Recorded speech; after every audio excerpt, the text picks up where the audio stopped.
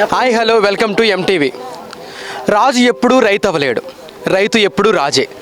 ప్రభుత్వాలు ఆగినా, ఉద్యోగాలు స్తంభించినా, ఆఫీసులకి తాళాలు వేసినా సరే ఆగకుండా నడిపించేది రైతన్న ఒక్కడే. అలాంటి రైతన్నల దగ్గరికి ఈరోజు మనం వచ్చేసాం. మన ఎంటీవీ ఫోకస్ చేసింది మన రైతన్నల్ని. పంట సాగు చేసే వరకు, పంట చేతికి వచ్చేంత వరకు వాళ్ళు పడే కష్టాలు, వాళ్ళ పడే శ్రమ వాళ్ళ మాటల్లో తెలుసుకుందాం. మండే పొలిమి నడగందే, తెలియదే మన్ను కాదు ఇది స్వర్ణమంటూ చూపాలంటే. పండే పొలము చెబుతుందే పదునుగా ఇప్పుడు మన దగ్గర ఉన్న నాగేశ్వర గారిని దెందులూరు మండలానికి వచ్చాము. ఆయన మాటల్లోనే మనం తెలుసుకుందాము. ఇప్పుడు సార్, మీరు ఈ పంట సాగు చేసి ఎన్ని సంవత్సరాలు అవుతుంది? ఎన్నో సంవత్సరాలు కదా, 6 నెలల పంట. 6 నెలల పంట. 6 నెలల పంట. ఆకుమడి పోసిన కానీ 6 నెలల పంట. ఈ పంటను ఎక్కడ తెచ్చుకోవటానికి మాకు ఎకరానికి ఇదిగో ఇలా కుప్ప వేయటానికి 10,000 అవుతుంది. అక్కడి నుంచి ఇక్కడ తీసుకొచ్చి చేస్తాకి రైతుకి ఏం మిగులుతుందండి? కౌలు రైతుకి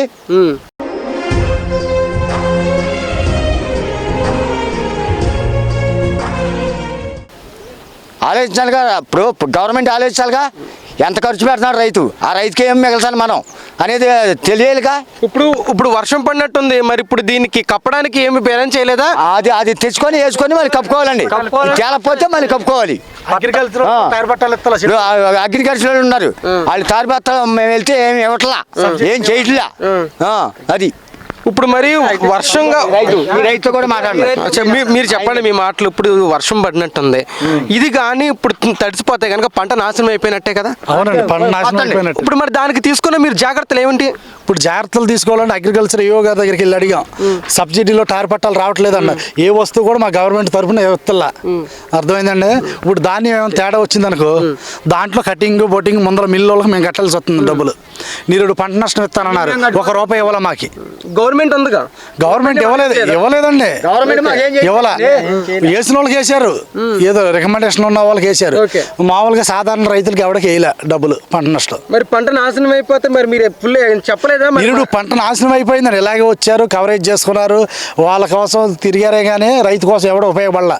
అది ఓకే, మీరు స్పందించి అగ్రికల్చర్ ఏఓ గారితో మాట్లాడి ఈ టారు పట్టాల సబ్సిడీలు వస్తాయా లేదా రైతులకు ఉపయోగపడేటట్టు ఏమైనా చేయగలుగుతుంటే చేయండి. మా ఎంటీవీ ఖచ్చితంగా సహాయం చేస్తుంది. నేను అగ్రికల్చర్లో చాలా మంది అడిగారండి, టారు పట్టాల సబ్సిడీలు రావట్లేదు. ఇప్పుడు టారు పట్ట ఉండి ఇప్పుడు వర్షం వద్దండి, దీని మీద ఎలా కప్పుకుంటాం?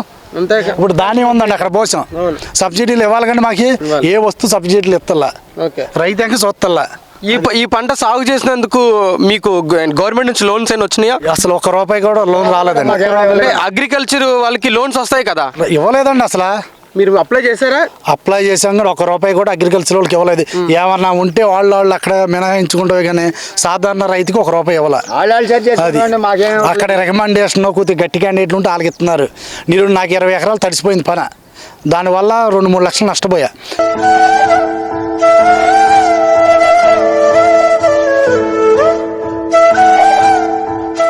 ఇదిగో ₹10 కూడా రాలా నాకు.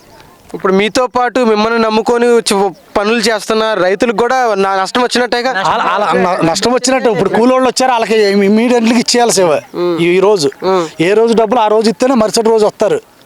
అదండి, మన సప్పో చేసి మనం ఇవ్వాల్సిందే.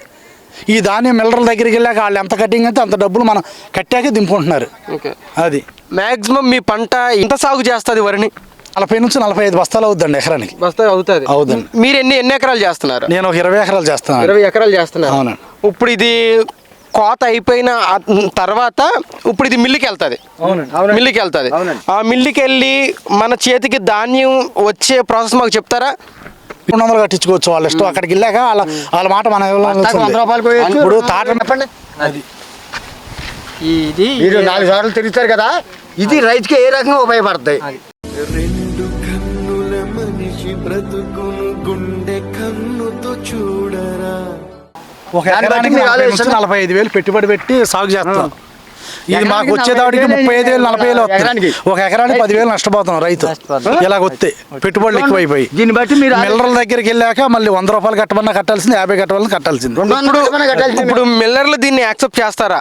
చేస్తారండి, అమౌంట్ ముందర కట్టించుకుంటున్నారు. అసలు ఇది బాగుంటే గనక, మంచి ఎండిగా ఉంటే గనక దీనికి ఎంత ఇస్తారు?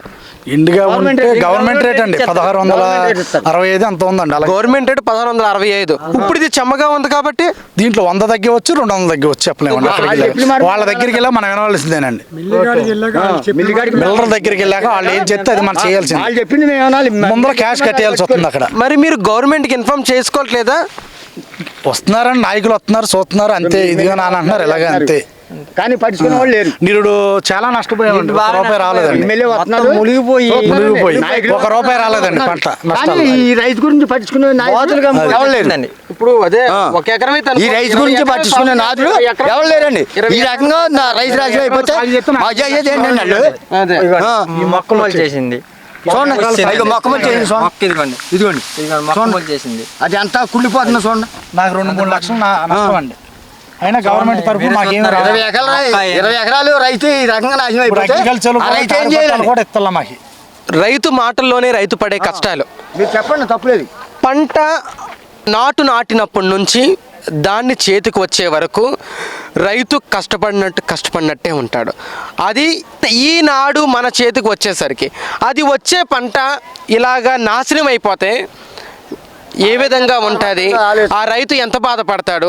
ఆ రైతుని నమ్ముకున్న కుటుంబం ఎంత రోడ్డున పాలవుతుంది అని ఇప్పుడు మనం చూస్తున్నాం. ఇందుకో చూడండి, మీరే చూడండి. రైతు ఏ రకంగా బాగుపడతాడు ఈ రకంగా ఉంటే? చెప్పండి. మీరు 4 సార్లు తిరుగుతారు కదా, మీరే చెప్పండి. గొప్ప తేడా ఉన్న మాట్లాడండి. రైతు ఏ రకంగా బాగుపడతాడు చెప్పండి. ఇది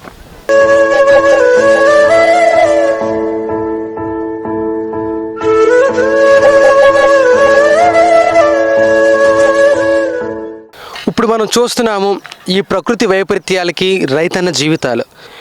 ఈ పంటను చూస్తే కనుక సాగు చేసినప్పటి నుంచి పంట చేతికి అందే వరకు రావాల్సిన ధాన్యం ఎలాగా నానిపోయి వర్షానికి తడిసి నేలపాలు అవుతుందో ఇప్పుడు మన ఫోకస్ చేస్తే కనుక చూడండి, మొత్తం నానిపోయింది ధాన్యం అంతా.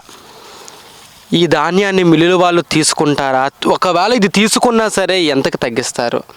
కన్నుతో చూడరా ఎదుట పడని వేదనలను, నుదుటి కన్నుతో చూడరా ఈశ్వరా పరమేశ్వరా.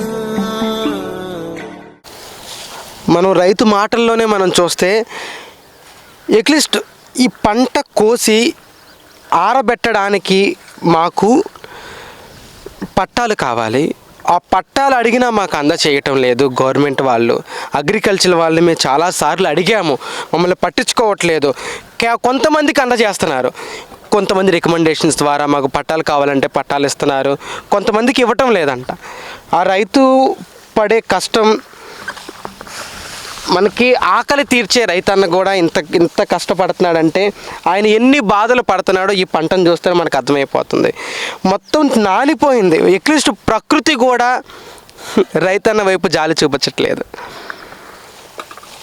వెంటనే అగ్రికల్చర్ వాళ్ళు రైతన్న ఒక బాధలు అర్థం చేసుకొని గవర్నమెంట్ వాళ్ళకి పట్టాలు, వాళ్ళకి సబ్సిడీ కావాలని ఎప్పటి నుంచో అడుగుతున్నారు.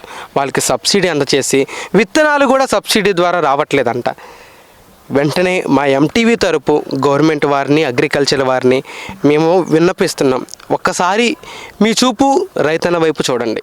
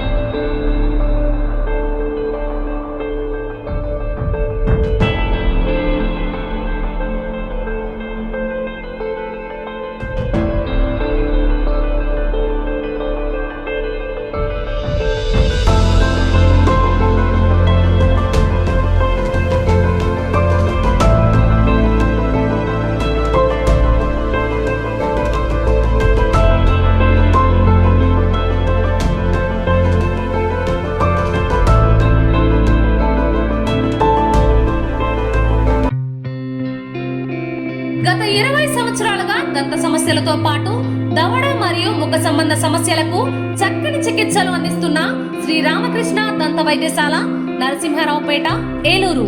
ఎమర్జెన్సీస్ లో వాడే ఆక్సిజన్ కాన్సంట్రేటర్లతో పాటు air purifier, UV light steriliser, ULV fogger వంటి పరికరాల ద్వారా పరిశుభ్రమైన వాతావరణంలో చికిత్స అందించబడుచున్నది. ఆర్వీజీ ద్వారా అతి తక్కువ రేడియేషన్ ఉపయోగించి దంత వ్యాధి నిర్ధారణ మరియు రూట్ కెనాల్ వైద్యం చేయబడుచున్నది. డెంటల్ లేజర్ ద్వారా కుట్లు లేకుండా సర్జరీలు, ఇంప్లాంట్స్ కిట్స్ ద్వారా పళ్ళు లేని వారికి ఫిక్స్డ్ దంతాలు, రూట్ కెనాల్ చికిత్సలకు ఎండో మోటార్ వంటి ఆధునిక పరికరాలు కలిగిన నమ్మకమైన డెంటల్ క్లినిక్. అత్యంత ప్రామాణికమైన ఆటోక్లావింగ్ పద్ధతిలో శుభ్రపరిచిన ఇన్స్ట్రుమెంట్స్ వాడడం మా ప్రత్యేకత. దంత సమస్యలకు చికిత్సతో పాటు విరిగిన దవడ మరియు ముఖ ఎముకలకు చికిత్స, ఎత్తు మరియు వంకర దవడలకు కాస్మెటిక్ సర్జరీ, యాక్సిలోఫేషియల్ వంటి చికిత్సలకు చిరునామా శ్రీ రామకృష్ణ దంత వైద్యశాల, వేములపల్లి రెసిడెన్సీ అపార్ట్మెంట్, నరసింహారావుపేట, ఏలూరు.